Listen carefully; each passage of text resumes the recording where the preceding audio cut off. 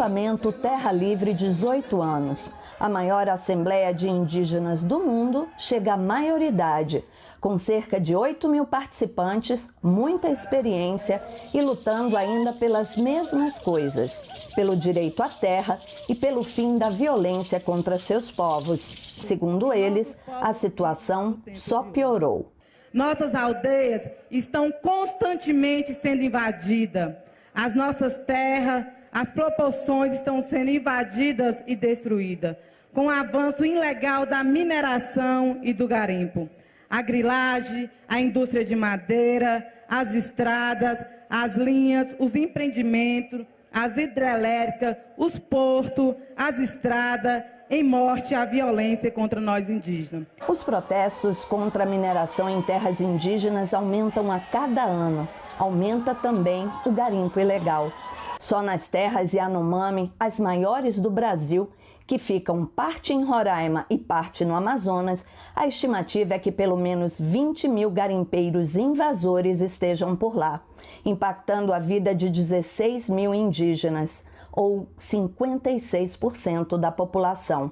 De acordo com a Rutucara Associação Yanomami, houve um aumento de mais de 3.000% na atividade garimpeira entre 2016 e 2020. Estamos vendo o garimpo matando crianças.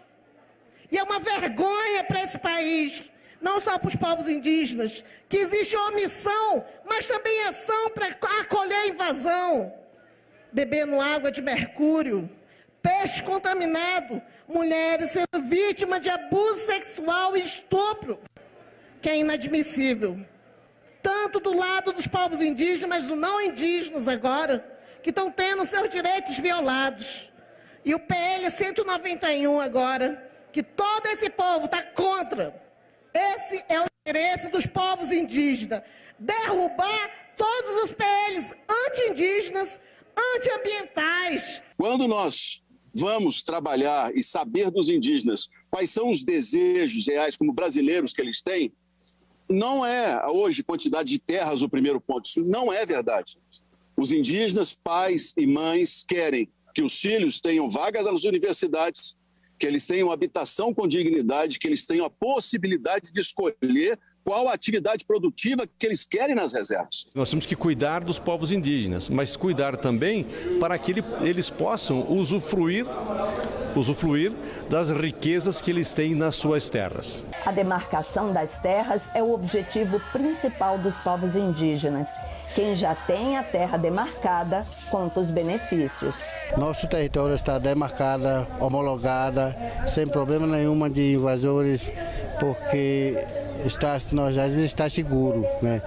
Por isso tem muito mato, muita terra boa, muitas plantas, né? O mato está em pé, então o mato e a terra é o seguro, né? Então o nosso mato, como se fosse um açougue, e o nosso rio limpo é um comércio também.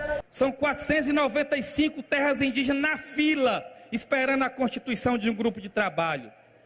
São 119 terras indígenas paralisadas, com grupos de trabalho instituídos, mas que não anda para frente.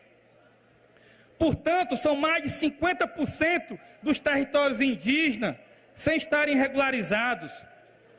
E são na maioria desses territórios em que o conflito fundiário se acentua, aonde as lideranças são criminalizadas, aonde as nossas organizações indígenas são discriminadas e, mais do que isso, muitas vezes elas são colocadas para responder até processos judiciais. O trabalho do repórter é narrar o que vê, contextualizar os fatos, analisar a situação. Como repórter que vem cobrindo o ATL há alguns anos, eu posso dizer que sou testemunha do poder de organização dos povos indígenas. Quando veio a pandemia em 2020, parecia que não haveria um movimento, porque não ia ter o presencial. Foi aí que eles se organizaram e ocuparam as telas, as nossas telas, saindo assim do Brasil para o planeta. Hoje, eles dizem que querem ocupar a política. Nós queremos uma democracia participativa, onde todos os povos tenham vez e voto.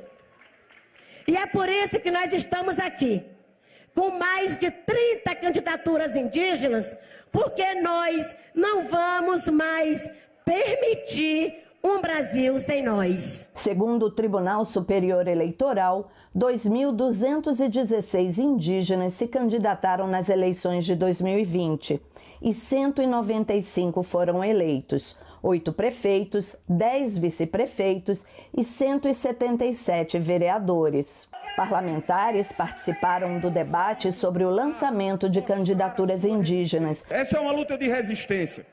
Não há mais como nós suportarmos matérias, notícias como essas que ontem e anteontem trazem outras agressões vividas pelos povos indígenas ao longo de tantos e tantos tempos, de tantos e tantos anos, de tantas e tantas décadas, sem que nós reajamos. E reajamos com os argumentos, e reajamos com os fundamentos, e reajamos com a razão, mas reajamos com a firmeza de um povo que deseja, de um povo que clama, de um povo que cobra o reconhecimento àquilo que naturalmente é de vocês. A gente tem uma esperança, sim. É uma esperança tão grande que vem desde os nossos ancestrais, né? Nossos ancestrais não desistiram, nossos avós não desistiram, nossos pais não desistiram e hoje nós também não desistiremos, né? E estamos aí, e os nossos filhos também, se for para dar essa continuidade, também estarão aqui presentes para somar força, juntamente com todos nós.